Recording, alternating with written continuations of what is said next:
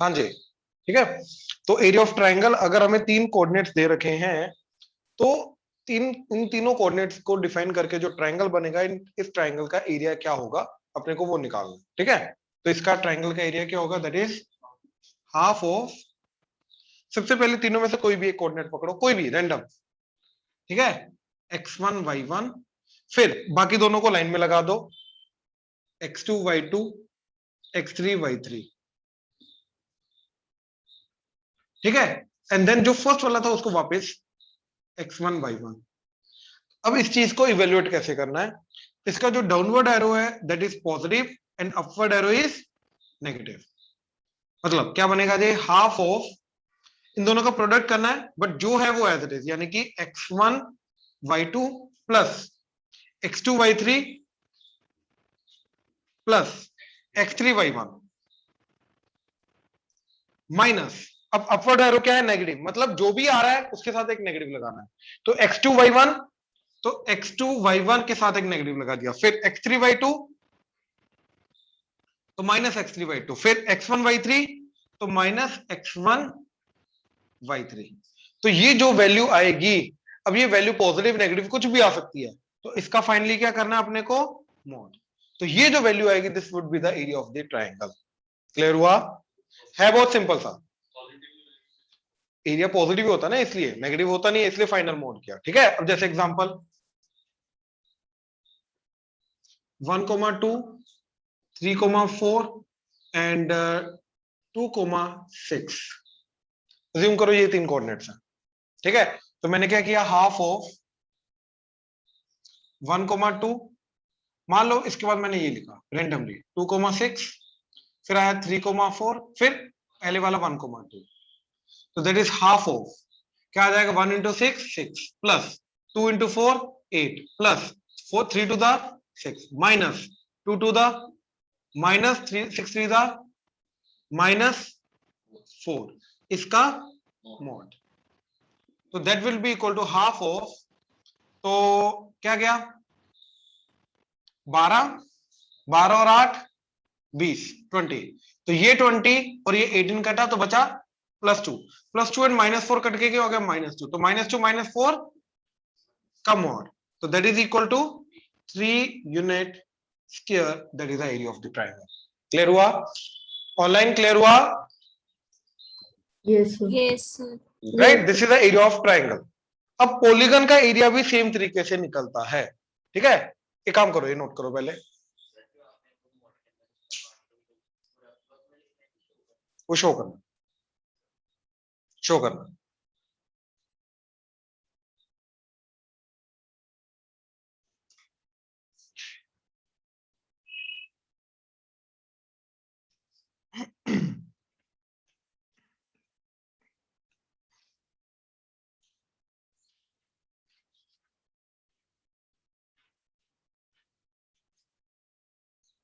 अब कोई भी पॉलीगन हो जाए हमारे पास, ठीक है, 5 साइडेड हो जाए, 6 साइडेड हो जाए, n साइडेड हो जाए, फर्क नहीं पड़ता। तो इसके coordinates x1 y1 x2 y2 x3 y3 so till xn yn, ठीक है। इस तरीके से हमारा कोई तो n साइडेड कोऑर्डिनेट जा, मतलब वो पॉलीगन जा रहा है, x1 y1 x2 y2 x3 y3 and so till xn yn, ठीक है। तो सेम तरीका, हाफ ऑफ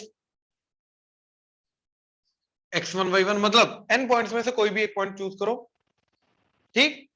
अब ऑर्डर में चूज करना, ऑर्डर में चूज करने का मतलब यह है कि अगर ये पॉलीगन है तो या तो ऑर्डर होगा तुम्हारा एंटी क्लॉकवाइज, या तो होगा, ऐसा नहीं कर सकता पहले ये लिया फिर ये वाला ले लिया फिर ये वाला ले लिया फिर ये वाला ले लिया फिर ये वाला ले लिया फिर ये वाला ले लिया, रैंडम नहीं चूज कर सकते।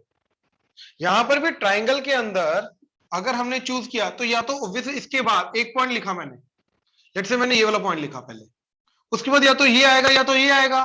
तो ट्राइंगल के अंदर दो ही केस पॉसिबल है, अपने आप ही वो या तो क्लॉकवाइज बनेगा या तो एंटी क्लॉकवाइज बनेगा। बात समझ आ रही है, राइट। तो जो मर्जी तुम रैंडमली चूज करो, वो या तो क्लॉकवाइज होगा या तो एंटी क्लॉकवाइज होगा, उससे फर्क नहीं पड़ता इस चीज का। बात समझे, तो यहां पर भी तुम्हें रैंडम ऑर्डर चूज नहीं करना है, या तो क्लॉकवाइज या तो एंटी क्लॉकवाइज ऑर्डर चूज करना है। यहां पे चूज करना पड़ेगा, वहां पे ऑटोमेटिकली चूज हो जाता है, तो वहां पे ऑर्डर का फर्क नहीं पड़ता, जो मर्जी ऑर्डर में पॉइंट लिखो, यहां पे ऑर्डर का फर्क पड़ेगा। क्लियर हुआ? श्योर? राइट। तो x1 y1 x2 y2 so till xn yn, और जो फर्स्ट है उसको लास्ट में लिखा x1 downward arrow positive, upward arrow negative, that's it. और इसकी जो भी वैल्यू आएगी उसका क्या करना है हमें? आई होप क्लियर हुआ। अब एक छोटी सी ट्रिक, क्या चीज कि ये समझो कि कब इसका आंसर ये पॉजिटिव आएगा, कब नेगेटिव आएगा। ठीक है, तो मैंने क्या किया, इसको ऑब्जर्व करने के लिए एक प्लॉटिंग की। इन्हीं तीनों पॉइंट्स को पकड़ो, प्लॉट किया 1,2, ठीक है, देन इज 3,4, देन इज 2,6, ये ट्रायंगल बना। तो अगर तो मैं ऐसे लेके जाता हूं तो ये जाएगा एंटी क्लॉकवाइज ऑर्डर, और अगर मैं ऐसे लेके जाता हूं तो जाएगा क्लॉकवाइज ऑर्डर। हाँ है ना? अभी यहां पे हमने क्या मेंशन किया, 1,2 सबसे पहले मेंशन किया, राइट, फिर उसके बाद मेंशन किया 2,6, फिर उसके बाद मेंशन किया 3,4, तो हमने क्लॉकवाइज ऑर्डर लिया। हाँ है ना? आंसर क्या आया? नेगेटिव, तभी मोड करना पड़ा। अब देखो, अगर मैं एंटी क्लॉकवाइज ऑर्डर लेके जाता हूं, हाफ ऑफ आएगा पॉजिटिव। ठीक है, तो कहीं से भी शुरू कर सकते हो, लेट्स से 3,4 से, तो 3,4, उसके बाद ये चलना है तो 2,6, उसके बाद 1,2 एंड उसके बाद 3,4 वापस, तो दैट इज हाफ ऑफ। अब देखो 6 3 दा, 2 2 दा, 4 1 दा, माइनस 2 4 2 दा, -6 -6, राइट। तो 12 एंड 8 -20, ये इसके साथ कटा -2, इसके साथ कटा +2, तो 6 and 4 and 2 6, 6/2, दैट्स इट। तो इसके साथ मोड करना पड़े, मतलब ऑर्डर पे डिपेंड करता है कि जो जो तुम पॉइंट्स लिख रहे हो उसका ऑर्डर एंटी क्लॉकवाइज लेके जा रहे हो, क्लॉकवाइज लेके जा रहे हो। If it is anti clockwise then the अपने आप ही क्या आएगा? पॉजिटिव।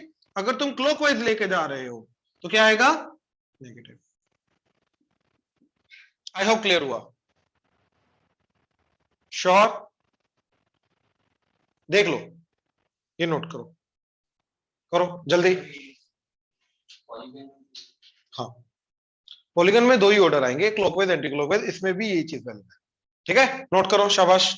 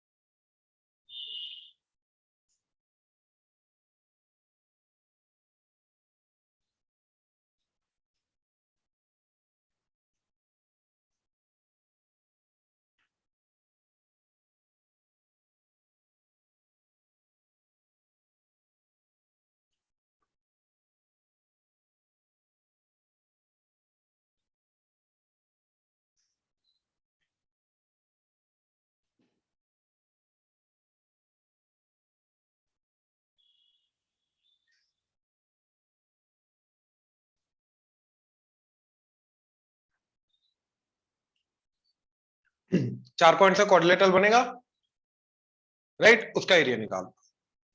ठीक है, श्योर? ध्यान से देखना। अब इस क्वेश्चन में पंगा है। ठीक, क्या पंगा है? देखो, हाफ ऑफ, तो भैया क्वाड्रिलेटरल मेरा ये बनेगा या फिर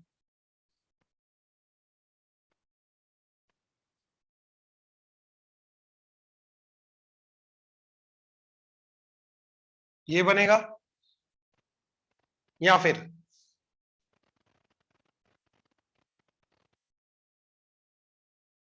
ये बनेगा। बात समझ आ रही है? तो मल्टीपल क्वाड्रिलेटरल पॉसिबल है, राइट, तो इन तीनों का एरिया क्या रहेगा? डिफरेंट।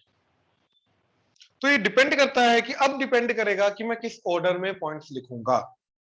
अब अगर ये लिखना है, इसका एरिया निकालना है, तो क्या लिखना पड़ेगा मेरे को? 1,1, लेट्स से एंटी क्लॉकवाइज लेके जा रहा हूं, तो 1,1 4,3 देन फाइनली फर्स्ट वाला लास्ट में ये आएगा एरिया इसका। आई होप क्लियर हुआ।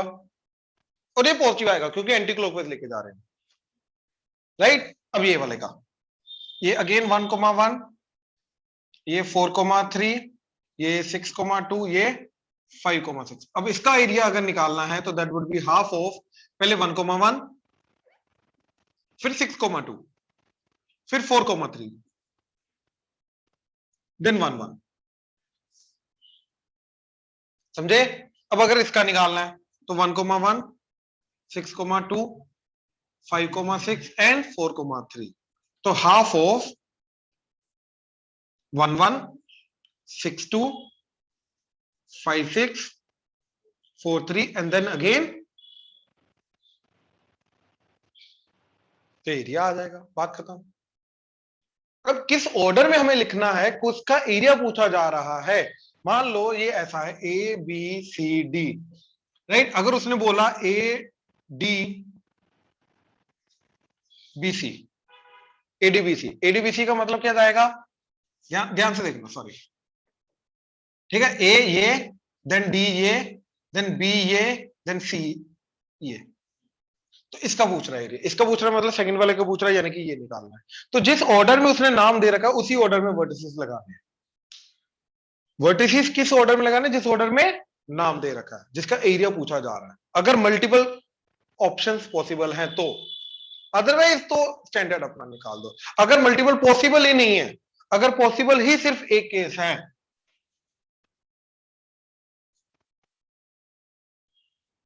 अब देखो ए बी सी डी, इस केस में तो एक ही पॉसिबल है। बात समझ आ रही है? एंटी क्लॉकवाइज या क्लॉकवाइज, राइट। तब एक ही निकाल सकते हो, या तो क्लॉकवाइज या तो एंटी क्लॉकवाइज। इस केस में एक से ज्यादा भी क्वाड्रिलेटरल पॉसिबल हो सकता है, ये हमें ध्यान से देखना पड़ेगा। और तो अगर एक से ज्यादा पॉसिबल है बना के, तो जो पूछा जा रहा है सिर्फ उसी का बताना है। अदरवाइज अगर एक से ज्यादा पॉसिबल नहीं है, फिर तो जो मर्जी निकालो, anti clockwise, clockwise, right. But हाँ, रैंडम ऑर्डर नहीं लेना, याद रखना, ऑर्डर भी इसी में लेना है हमें, या तो क्लॉकवाइज या तो एंटी क्लॉकवाइज। इस केस में क्लॉकवाइज एंटी क्लॉकवाइज एक से ज्यादा पॉसिबल है, इसमें एंटी क्लॉकवाइज क्लॉकवाइज सिर्फ एक ही पॉसिबल है। आई होप क्लियर हुआ। श्योर? ऑनलाइन क्लियर हुआ? प्लीज कंफर्म करो। Yes sir. Yes sir. जो गिवन है वही निकालना, कुछ भी ले सकते हो भाई, या तो पॉजिटिव या तो नेगेटिव आएगा। दो ही केसेस पॉसिबल है, या तो एंटी क्लॉकवाइज या तो क्लॉकवाइज। क्लॉकवाइज लेता है तो नेगेटिव आ जाएगा, एंटी क्लॉकवाइज लेता है तो पॉजिटिव आ जाएगा। नेगेटिव है तो उसको पॉजिटिव में कन्वर्ट करते हैं मोड लेके। तो दोनों से फर्क क्या पड़ा, तो क्लॉकवाइज लेगा एंटी क्लॉकवाइज लेगा, आंसर तो सेम आएगा, तो फर्क नहीं पड़ा। ठीक है, ये नोट करो जल्दी। देखो अब ट्राइंगल के केस की अगर मैं बात करूं, ठीक है, तो 3 पॉइंट्स जो हैं या तो एक ही लाइन पे आएंगे या तो ट्राइंगल बनाएंगे, हाँ है ना। ठीक है, या तो 3 पॉइंट्स जो हैं या तो एक ही लाइन पे आएंगे, ठीक है, या तो ट्राइंगल बनाएंगे, हाँ है ना, राइट। या तो एक ही लाइन पे आएंगे या तो ट्राइंगल बनाएंगे। तो ये केस हुआ तो इसको क्या बोलेंगे, कोलिनियर। और ये केस हुआ तो ट्राइंगल, नॉन कोलिनियर। तो क्या केस होगा कि ये चीज हमारी कोलिनियर हो जाए, 3 पॉइंट्स कोलिनियर हो जाए, बात खत्म। ये तब होगा जब एरिया ऑफ ट्राइंगल क्या होगा, 0, राइट। क्योंकि अगर ये पॉइंट थोड़ा सा ऊपर हुआ तो जाके ट्राइंगल बनेगा, एरिया बनेगा। अब ट्राइंगल ही नहीं बन रहा तो ऑब्वियसली एरिया ऑफ ट्राइंगल क्या रहेगा, 0। लीनियर के केस में एरिया ऑफ ट्राइंगल क्या रहता है, 0। बात समझे? तो इसके अंदर क्या करना है, half of x1 y1 x2 y2 x3 y3 x1 y1 0। तो यहां से कंडीशन मिलेगी। बात समझे? और जैसे एग्जांपल, अच्छा इसका मॉड, बाय द वे इसका मॉड 0 होना चाहिए। एग्जांपल, वो बोला 1,2 3,4 एंड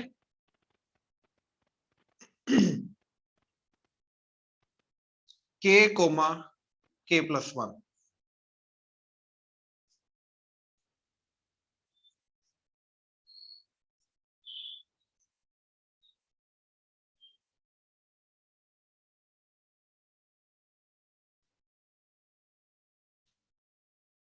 ये 3 पॉइंट्स जो हैं ये कोलिनियर हैं, तो फाइंड द वैल्यू ऑफ के।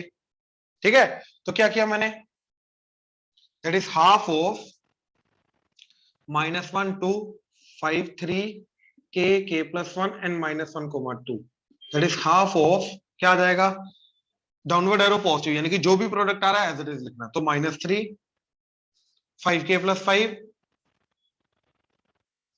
+ 2k -10 -3k माइनस, अब देखो minus of -k + k minus of -1 + 1, इस पूरी चीज का mod that should be equal to 0। हाँ या ना? तो क्या बना, देखो 5k + 2k 7k, 7 में से 3 गए 4, 4 + 1 तो 5k। ठीक है, -3 + 5 2, 2 - 10 -8, -8 + 1 का mod that is equal to 0। I hope clear हुआ। यानी कि 5k - 7 should be equal to 0, तो k की वैल्यू क्या आ गई, तो यानी कि पॉइंट क्या आएगा 7/5, 7/5, तो दैट इज 7/5, 12/5। तो ये जो पॉइंट है, अब ये तीनों पॉइंट्स मिलके हमारे क्या बनेंगे, एक ही स्ट्रेट लाइन के ऊपर दैट इज कोलिनियर बनेंगे। तो k की वैल्यू क्या होगी 7/5, for which these 3 points becomes collinear. I hope clear हुआ। ऑनलाइन प्लीज कंफर्म करो क्लियर हुआ। Yes sir. नोट करो, नोट करो। ठीक है, देखो एरिया ऑफ ट्रायंगल निकालने का एक और तरीका जो तुम्हें स्कूल में निकाल बता सकते हैं, बट पॉलीगन का निकालने का वही तरीका है क्या कि सारे के सारे एंड पॉइंट्स लिखो एक ही ऑर्डर में, क्लॉकवाइज एंटी क्लॉकवाइज, और फर्स्ट पॉइंट को लास्ट में लिख दो, फिर downward arrow positive, upward arrow negative. Triangle का भी ये तरीका है, ऐसी बात नहीं है, बट ट्रायंगल का एक और तरीका जो तुम्हें बता सकते हैं। अब 11th में तुम्हें जो क्रॉस प्रोडक्ट है वेक्टर्स का वो निकालना बताया होगा, डिटर्मिनेंट। ठीक है ना, आई कैप जे कैप के कैप, याद है ना, ऐसे करके लिखते थे और इसका डिटरमिनेंट निकालते हो, इसका जो रिजल्ट आएगा वो तुम्हारा क्रॉस प्रोडक्ट होगा। ये बताया नहीं बताया, बताया ना, तो यही चीज है। ठीक है, ये जो चीज इवेल्यूएट करते हो इसको क्या बोलते हैं, डिटर्मिनेंट निकालना। तो इसके तरीके से कैसे कर सकते हैं, तो अगर मेरे पास 3 पॉइंट्स हैं x1 y1 x2 y2 and x3 y3, तो ये ट्राइंगल का एरिया क्या जाएगा, half of determinant of x1 y1 1, x2 y2 1, x3 y3 1। And अगर तुम्हारा इसके अंदर भी ये ऑर्डर अगर क्लॉकवाइज है तो पॉजिटिव आंसर, नेगेटिव आंसर आ जाएगा, एंटी क्लॉकवाइज है तो पॉजिटिव आंसर आ जाएगा। तो इसको इवैल्यूएट, अब इसको इवैल्यूएट करने का तरीका क्या होता है, this into x1 into this into this minus this into this, क्या आ जाएगा y2 minus y3, downward arrow positive, upward arrow, तो y2 into 1 y2 minus y3। आप समझे। देन अगला एलिमेंट, इसके लिए पॉजिटिव नेगेटिव पॉजिटिव, यानी कि इसके लिए क्या लेके जाओगे, नेगेटिव, तो -y1 इंटू, अब इसके देखो हुआ क्या कि जब मैंने x1 को लिखा तो क्या करना है, x1 का रो एंड कॉलम छोड़ दो, बाकी जो 4 बचे डाउनवर्ड अपवर्ड, ये करना है। अब जब मैंने y1 लिखा तो y1 लिखूंगा जब मैं, तो y1 का रो एंड कॉलम छोड़ दूंगा, ये एंड ये छोड़ दिया, तो ये 4 बचे। अब इन चारों का करूंगा डाउनवर्ड पॉजिटिव अपवर्ड, तो ये आ जाएगा x2 into 1 x2 minus x3, then 1 के लिए +1 इंटू, तो 1 का रो एंड कॉलम छोड़ दो, रो एंड कॉलम छोड़ दिया, तो downward positive x2 y3 minus x3 y2, तो ये जो चीज आएगी इसका हाफ एंड मॉड, तो ये आएगा एरिया ऑफ ट्रायंगल। इस तरीके से इवैल्यूएट करते हैं, इसका आंसर और उसका आंसर जो आएगा वो एग्जैक्टली सेम आएगा, कोई फर्क नहीं, तुम दोनों से निकाल सकते हो। बात समझ में आ रही है, श्योर, राइट, ये भी नोट कर लेना।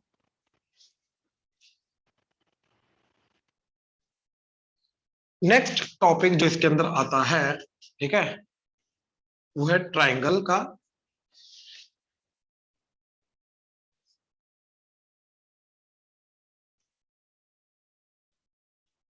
ठीक है, ध्यान से समझना, ये चीज बहुत इंपॉर्टेंट है, बहुत ज्यादा इंपॉर्टेंट है। ठीक है, अब ट्रायंगल के अंदर ABC टोटल 4 चीजों के बारे में हमें स्टडी करना है। ठीक है, सबसे पहला मीडियंस के पॉइंट ऑफ इंटरसेक्शन से बनता है सेंट्रोइड। ठीक है, now what is a median? जो एक वर्टेक्स को ऑपोजिट के मिड पॉइंट से ज्वाइन करती है। ठीक है, line joining vertex with opposite side mid point। ये क्लियर हुआ? राइट, तो ए को मैं बीसी का मिड पॉइंट लिया, इसके साथ ज्वाइन किया, एसी का मिड पॉइंट लिया, बी को ज्वाइन किया, इसका ए बी का मिड पॉइंट लिया, सी के साथ ज्वाइन किया। तो ये जो इनका पॉइंट ऑफ इंटरसेक्शन आएगा, तीनों के तीनों मीडियंस का, तीन मीडियन बनेंगी, एक वर्टेक्स से एक मीडियन, दूसरे से दूसरी, तीसरे से तीसरी, तीनों मीडियन का जो पॉइंट ऑफ इंटरसेक्शन होता है उसको बोलते हैं सेंट्रोइड। बात समझ में आई? पक्का? अब आएगा, अभी और तो सेंटर नहीं होता, सेंट्रोइड होता है, अभी आएंगे बाकी भी। हाँ, तो तुम 4-5 चीजों को कंफ्यूज कर रहे हो। आएगा और तो सेंटर भी आएगा बाबा, आएगा। नहीं, मेरे नाम पे गलत बिल मत फाड़। तू बोलेगा 1+3 7 बताया था सर, कुछ भी। 4 मैं बोल तो रहा हूँ, 4 अलग अलग केसेस बनेंगे, उसमें से पहला केस है भाई ये। ठीक है, वो सेकंड वाला केस है जो अपने को देखना है, ऑर्थो सेंटर। वो ऑल्टीट्यूड से बनता है, वो इससे नहीं बनता है, मीडियन से सेंट्रोइड बनता है। ठीक है, क्लियर है? नाउ अच्छा, अब देखो, अगर मेरे को ऐसा दे रखा है A B C, x1 y1 x2 y2 x3 y3, ठीक है, ये दे रखा है। तो भैया मिड पॉइंट क्या हो जाएगा इसका? Let's say D. Mid point क्या करता है? 1:1 में डिवाइड करता है, और मिड पॉइंट फॉर्मूला क्या है अपना? दोनों के x को डिवाइड करो, ऐड करो, डिवाइडेड बाय 2। तो क्या आ जाएगा इसका mid point? x2 plus x3 by 2 and y2 plus y3 by, ये मालूम है ना मिड पॉइंट फॉर्मूला, राइट? ऐसे ही ये वाला मिड पॉइंट क्या आ जाएगा इन दोनों का? That is x1 plus x3 by 2 comma y1 plus by 2। ऐसे ये वाला मिड पॉइंट क्या आ जाएगा? x2 plus x1 by 2 comma y1 plus y2 by 2। तो ये 3 मिड पॉइंट आ गए। अब ये लाइन को ज्वाइन करके मैं बोल रहा हूं, ये लाइन को ज्वाइन करके, ये लाइन को ज्वाइन करके, इन तीनों को मीडियन बोलते हैं, ठीक है ना? डी ई एफ को ऑपोजिट वर्टेक्स के साथ ज्वाइन करके AD BE and C F, ये हमारे होते हैं मीडियंस, राइट? अब याद रखो हमेशा, ये जो सेंट्रोइड होता है जी, राइट, ये स्टैंडर्ड नाम है, तुम कुछ भी दे सकते हो, ठीक है? ये जो जी होता है, ये किसी भी मीडियन को पकड़ो, एक बड़ी वाली साइड होगी, एक छोटी वाली साइड होगी, एक बड़ी वाली, एक छोटी वाली, एक बड़ी वाली, छोटी वाली, हाँ या ना? राइट? तो ये करता क्या है? ये 2:1 में डिवाइड करता है हर एक मीडियन को, ये हर एक मीडियन को 2:1 में डिवाइड करता है, ठीक है? तो सेंट्रोइड डिवाइड्स मीडियन इन 2:1। तो वर्टेक्स से जो डिस्टेंस आएगा वो 2 वाला पार्ट होगा, और जो साइड से डिस्टेंस आएगा वो हमेशा 1 वाला पार्ट होगा। क्लियर हुआ? श्योर? अब सबसे ज्यादा इंपॉर्टेंट इंफॉर्मेशन इसके पॉइंट ऑफ व्यू से, ठीक है, ध्यान से मेरी बात समझो। इसका ये फर्स्ट पॉइंट हो गया, इसके अंदर सेकंड पॉइंट, थर्ड पॉइंट इसके अंदर कोऑर्डिनेट्स ऑफ सेंट्रोइड। अब मैंने एक पर्टिकुलर मीडियन पकड़ी, राइट? एक पर्टिकुलर मीडियन पकड़ी, तो ये भी मेरे को पता है x1 y1, ये भी मेरे को पता है x2 plus x3 by 2 and y2 plus y3 by 2, right? और ये पता मेरे को ये 2:1 में डिवाइड करता है, राइट? तो ऑब्वियसली जी के कोऑर्डिनेट्स क्या आ जाएंगे फिर? Section formula, that is 2 into this 1 into this divided by 2 plus 1, हाँ या ना? राइट? तो that is 1 into x1 plus 2 into this करूंगा तो ऊपर नीचे 2 कटेगा, क्या आ जाएगा? 2 into x2 plus x3 by 2 divided by 1 plus 2, comma similarly with y, that is 1 into y1 plus 2 into y2 plus y3/2 divided by 1 plus 2। तो क्या आ गया, देखो ये 2 कटा, तो सिंपली बना x1 plus x2 plus x3/3, y1 plus y2 plus y3/3, ये 2 कटेगा। तो कोऑर्डिनेट्स क्या आ जाएंगे, x1 plus x2 plus x3/3 comma y1 plus y2 plus y3/, तो ये सेंट्रोइड के कोऑर्डिनेट्स आए हमारे। तो एग्जांपल 1,2 -4,7 एंड 9,7, ये हमारे पास एक ट्रायंगल है, इसके सेंट्रोइड क्या होगा, तो सेंट्रोइड क्या होगा, दैट इज तीनों के एक्स को ऐड करो, 9 plus 1 1 plus 9 plus -4 divided by 3 comma 2 plus 7 plus 7 divided by 3, तो क्या आ गया 5, सॉरी अपना 10 में से 4 गए 6/3 coma 7 to the 14 49 2 16/3। So this is the coordinates of the centroid G of this particular triangle. I hope clear हुआ, online clear हुआ, please confirm करो, Yes, sir. राइट, नोट करो नोट करो, वही आ रहा हूं, उसी पे आ रहा हूं ठीक है, उसी पे आ रहा हूं। अब ये 2:1 कहां से आया, ठीक है, देखो उसके लिए और डेप्थ में हमें जाना होगा।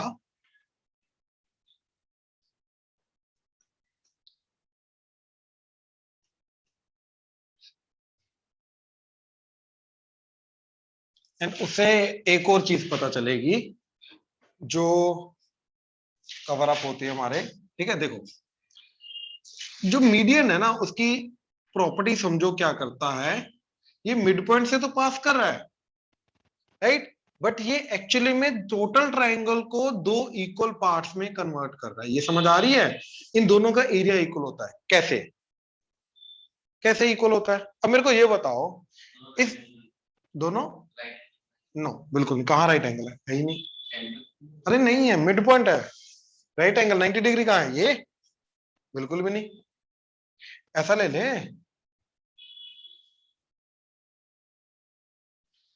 ये मिड पॉइंट कहाँ है, राइट एंगल ट्रायंगल दोनों, फिर भी इन दोनों का एरिया क्या होगा, बराबर, और राइट एंगल भी हो गए तो जरूरी है बराबर होगा क्या, half into base into height बराबर होना चाहिए ना इनका। अब मेरे को ये बताओ, इस पॉइंट का इस लाइन से परपेंडिकुलर डिस्टेंस तो एक ही होगा, हाँ या ना, हाँ या ना, श्योर। अच्छा, अब अगर ट्राइंगल मेरा ऑब्ट्यूज एंगल ट्राइंगल है तो इस पॉइंट का इससे यही हाइट एक्ट करेगा और ये बेस एक्ट करेगा, हाँ या ना, तो half into base into height area आता है, गुड।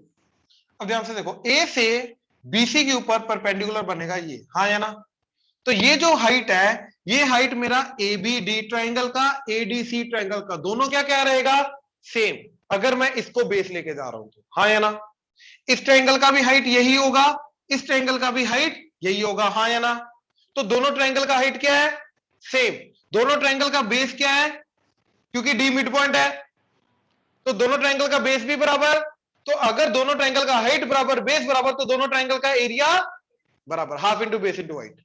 आई होप क्लियर हुआ, ऑनलाइन क्लियर हुआ, Yes, sir. हाँ जी, राइट, तो ये करता क्या है, मीडियन ट्राइंगल को बाय एरिया दो इक्वल पार्ट्स में डिवाइड करता है, हाँ या ना, श्योर। अब देखो जरा इधर,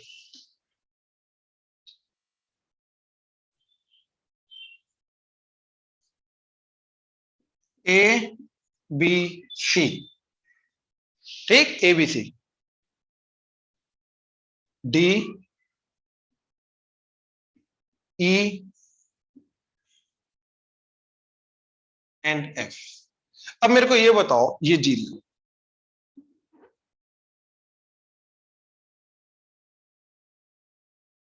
ठीक है, अब ध्यान से देखो, ये बताओ कि एडी जो है वो क्या है, मीडियन, हाँ या ना, राइट, एडी क्या है, मीडियन, बीई क्या है, सीएफ क्या है, that means D E and F R the mid points of the sides, हाँ या ना।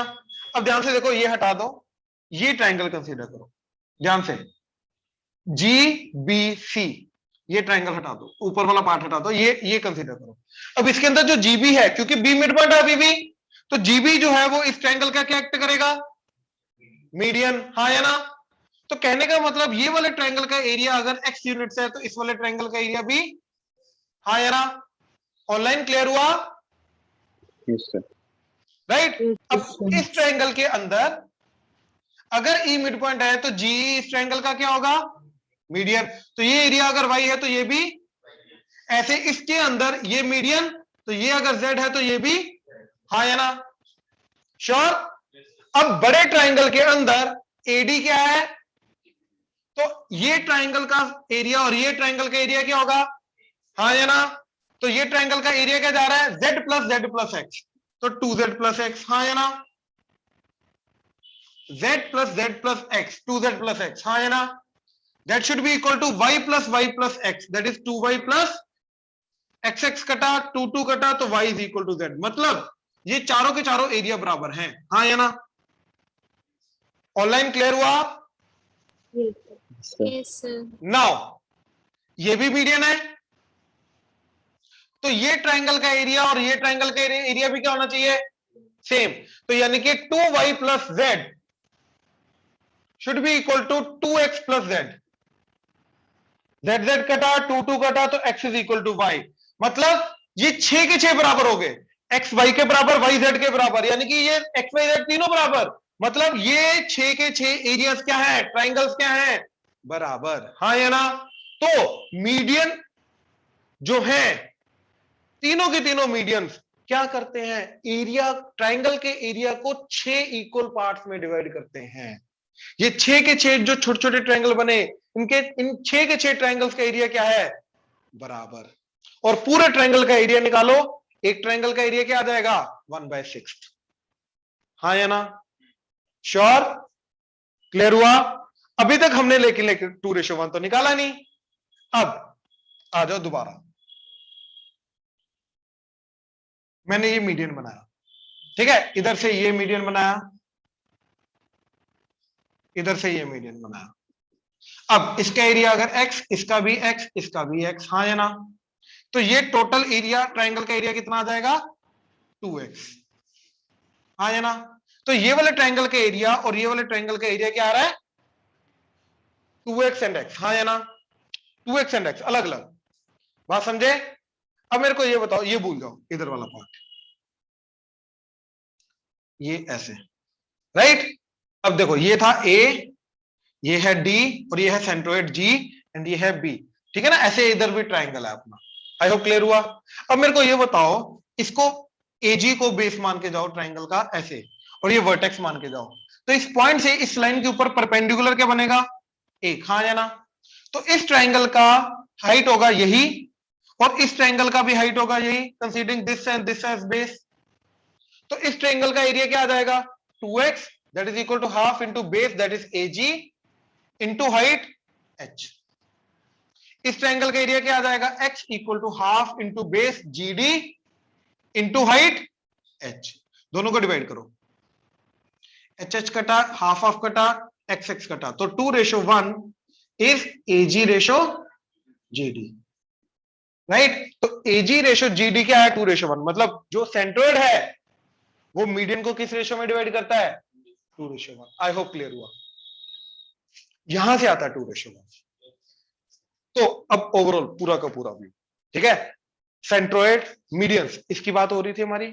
तो मीडियन क्या होती है? एक वर्टेक्स को ऑपोजिट साइड के मिड पॉइंट से ज्वाइन करके जो लाइन बनती है उसको बोलते हैं मीडियन, राइट? और मीडियन करता क्या है? एरिया ऑफ ट्राइंगल को दो इक्वल पार्ट्स में हाफ हाफ डिवाइड कर देता है, और तीनों के तीनों मीडियंस मिलके 6 इक्वल ट्राइंगल्स बनाते हैं बाय एरिया। इक्विलेटरल ट्राइंगल्स नहीं है, 6 के 6 एरिया कॉन्ग्रुएंट नहीं है, सिमिलर नहीं है, कुछ नहीं है, एरियाज बराबर है बस।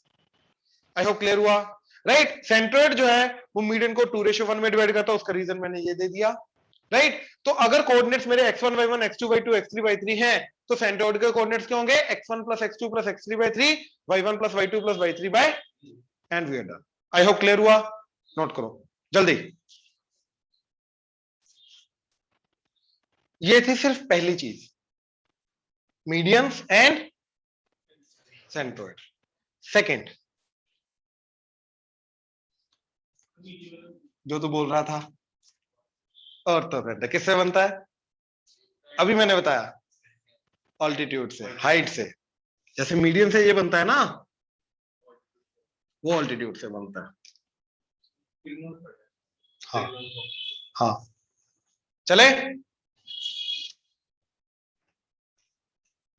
देखो, अब कोई भी अगेन ट्राइंगल लो, ठीक है, एक से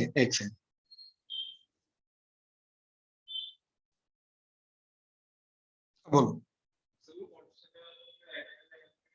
बिल्कुल भी नहीं, वो एक स्पेशल केस था, वो एक स्पेशल केस था, इन जनरल नहीं। अब ये इन जनरल आ रहा है, ठीक है।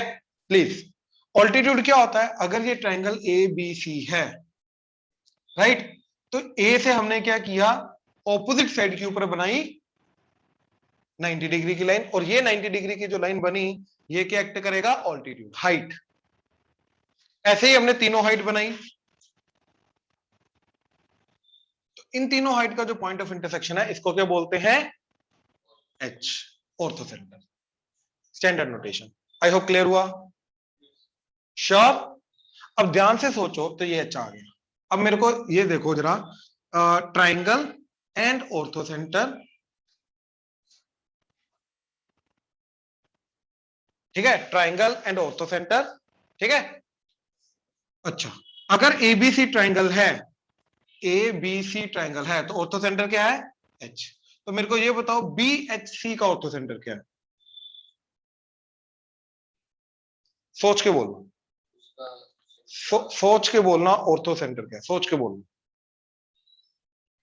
ध्यान से देखना, कितनी कम और कितनी घटिया ऑब्जर्वेशन अभी तक हमारी, ठीक है, ध्यान से देखना। अब ये ट्राइंगल लिया, ठीक है, ये मैं मार्क कर रहा हूं, हाईलाइट कर रहा हूं,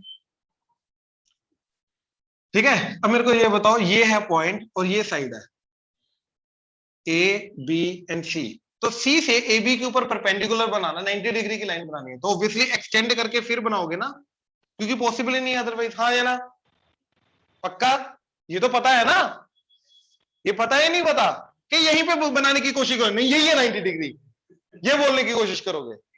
पक्का? सोच लो, जबरदस्ती करना कर लो। अच्छा चलो, शुक्र है, इसको तो एग्री हुए। अब मेरे को ये बताओ, बी से एचसी के ऊपर 90 डिग्री की लाइन बनानी है, कौन सी बन रही है? हाँ, ए बी के, अबे A B is the line altitude, ये एक्सटेंडेड हुआ ना एचसी का, तो ये बी से जो एचसी के ऊपर 90 बनेगा, वो तो यही बनेगा। हाँ या ना? तो बी से एचसी के ऊपर ऑल्टीट्यूड क्या बन रहा है? A B. हाँ या ना? घटिया लोग, दिखाई दे रहा है या नहीं? अब कहां से आवाज निकलेगी? अब पता चल गया ना गलत हो तुम। अब मेरे को ये बताओ, सी से ऑपोजिट साइड आ रही है एच बी, सी से एच बी के ऊपर 90 डिग्री की लाइन कहां दिखाई दे रही है? सी है, शुक्र है। हाँ या ना? बी एच से बीसी के ऊपर ऑल्टीट्यूड कहां पे आ रहा है? तीनों कहां टकरा रहे हैं? ये ऑर्थो सेंटर हुआ। अब सोच, दोबारा देख लो, अब सोचो तुम कहां गलत सोच रहे थे। अब शर्म आएगी तुम्हें अपने आप पे, ये नहीं ऑब्जर्व कर पाए तुम। आ रही शर्म या नहीं आ रही? अभी भी नहीं आ रही? चलो क्या बात है, फिर सीखोगे कहां यार। ऑनलाइन क्लियर हुआ? Yes, Yes. तो अब सोच के बोलना, सी एच ए ट्राइंगल का ऑर्थो सेंटर क्या होगा? पहले देख ले, दोबारा मैं फिर से बोल रहा हूं, देख ले, मैं फिर से बोल रहा हूं, देख ले। बी है, बी है, अबे डी नहीं बी है, ठीक है। और ए एच बी ट्राइंगल का सी है, मतलब ortho center and 3 vertices, 4 points आ गए, चारों में से कोई भी 3 चूज करो, जो फोर्थ वन होगा वो उसका, रिमेनिंग वन जो होगा वो उसका ऑर्थो सेंटर होगा, बात खत्म। आई होप क्लियर हुआ? ऑनलाइन क्लियर हुआ? Yes. yes, Yes, sir. Right.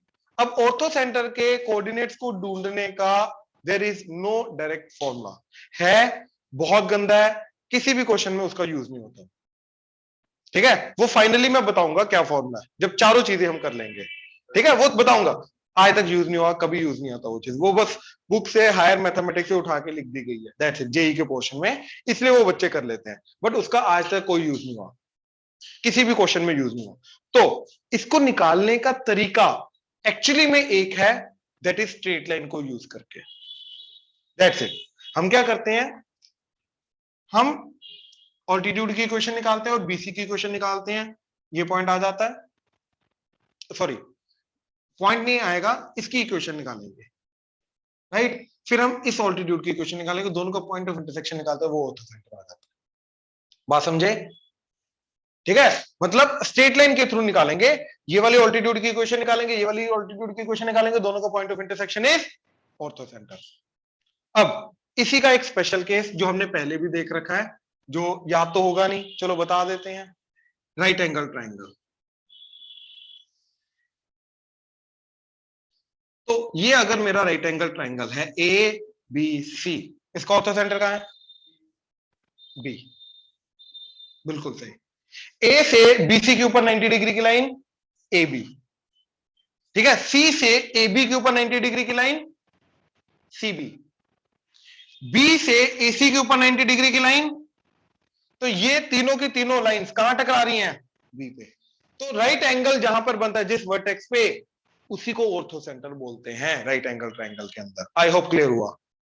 Sure? Online clear हुआ? Yes sir. यस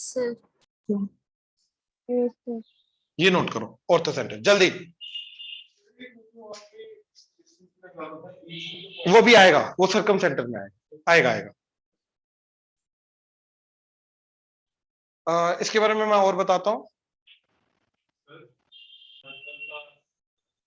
हमने ये बोला ट्राइंगल लिया, एंगल, हर एक एंगल का एंगल बाइसेक्टर बनाया, जहां पे एंगल बाइसेक्टर इंटरसेक्ट किए वो पॉइंट क्या होता है? इन सेंटर, राइट। ये वो सर्कल का सेंटर होता है जो अंदर सर्कल बनता है, जो तीनों साइड्स को टच करके जाता है, और उस सर्कल को बोलते हैं इन circle.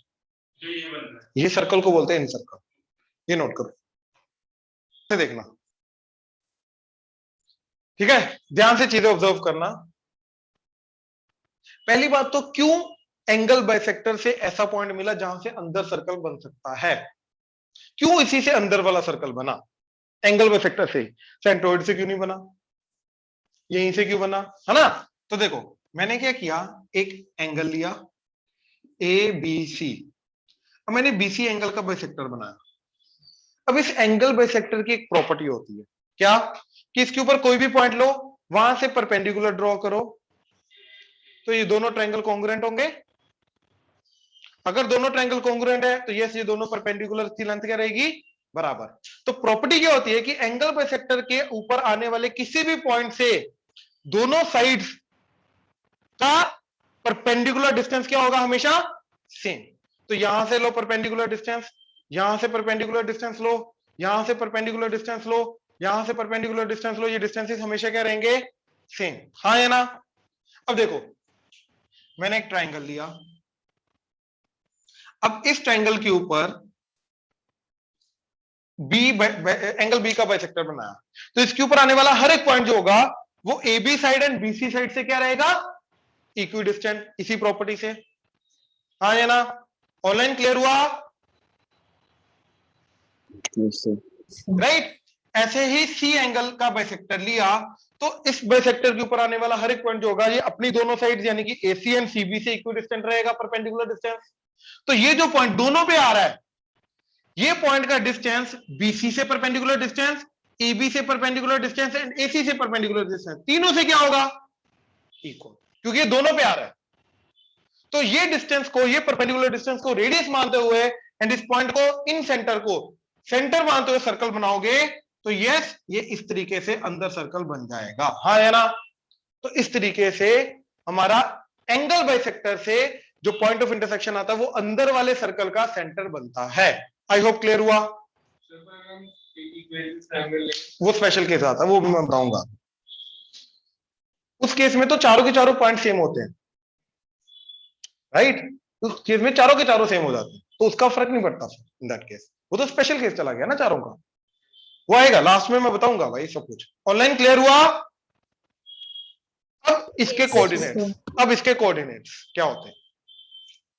x1 y1 x2 y2 x3 y3। Now will consider a के ऑपोजिट जो साइड है, ये साइड की लेंथ है स्मॉल ए, बी के ऑपोजिट जो है उसकी साइड की लेंथ है स्मॉल बी, एंड सी के ऑपोजिट जो साइड है उसकी साइड की लेंथ है स्मॉल सी। बात समझे? तो जो इन सेंटर आएगा, इन सेंटर के कोऑर्डिनेट्स क्या होंगे?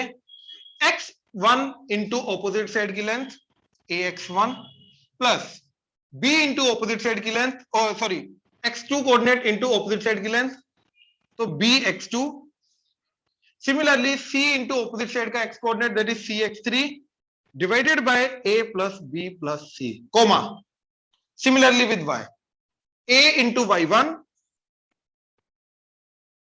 b into y2 plus c into y3 divided by a plus b plus c। तो ये जो चीज बनेगी, ये इन सेंटर के कोऑर्डिनेट्स आएंगे। आई होप क्लियर हुआ? ये जरूरत पड़ सकती है, ये बिल्कुल जरूरत पड़ सकती है, राइट? ये हम स्ट्रेट लाइन से नहीं निकालेंगे, ये यही फॉर्मूला यूज करेंगे। क्लियर हुआ? नोट करो जल्दी।